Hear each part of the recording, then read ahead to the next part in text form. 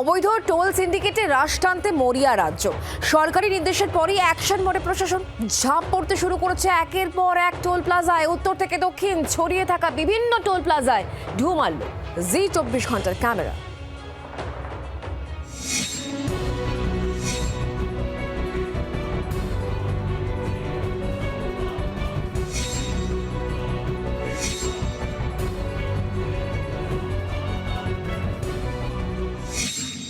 শুরুটা বাম জামানায়।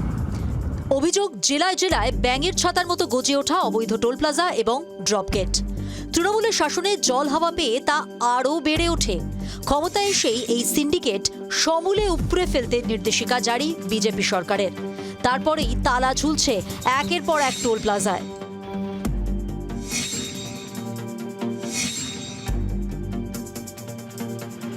এটা পশ্চিম বর্ধমান ও ঝাড়খণ্ড সীমানার রূপনারায়ণপুর টোল প্লাজা।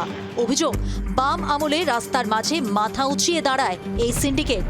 সূত্রের খবর, টোল না দিয়ে স্থানীয়রাও যাতায়াত করতে পারতেন না। ভোটের রেজাল্টের পর এখানে ভাঙচুর চালায় ক্ষিপ্ত জনতা। তালা ঝোলানো হয় টোলের অফিসে। গা ঢাকা দিয়েছে টোল আদায়কারী সংস্থাও। নামে ওই জেলা পরিষদের ছিল, কিন্তু ওইটা সমস্ত তৃণমূল নেতারা বেআইনিভাবে টোল আদায় করত।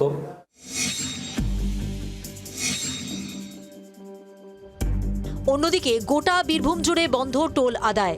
সিউড়ি, বোলপুর, দুবরাজপুর, সাঁইথিয়া সহ জেলার একাধিক শহরে ঢোকার মুখে টোল আদায় করা হতো।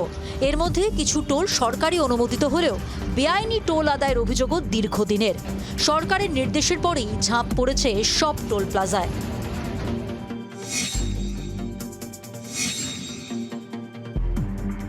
টোল ট্যাক্স আদায় বন্ধ করেছে বর্ধমান পুরসভাও।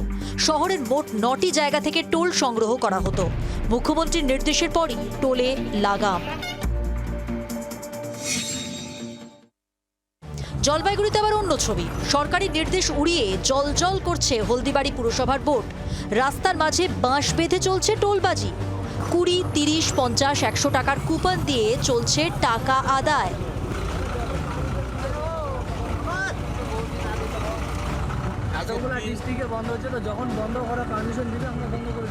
পারমিশনটা কে দিবে? পারমিশনটা তো দিয়ে দিছে মুখ্যমন্ত্রী। আরে মুখ্যমন্ত্রী দিয়ে দিছে পারমিশন, আপনি কি বলতেছেন? এতদিন প্রশাসনের নাকের ডগায় রমরমিয়ে চলত সিন্ডিকেট রাজ। বেআইনি কারবারিদের সঙ্গে প্রশাসনের একাংশের যোগ সাজসেরও অভিযোগ ওঠে। মুখ্যমন্ত্রীর নির্দেশের পরই গা ঝাড়া দিয়েছে প্রশাসন। এতদিন যারা অবৈধ টোল চালাতো তাদের বিরুদ্ধে কি এবার ব্যবস্থা হবে? ব্যুরো রিপোর্ট, জি24 ঘন্টা। বাংলার আওয়াজ, বাঙালির আবেগ, জি24 ঘন্টা।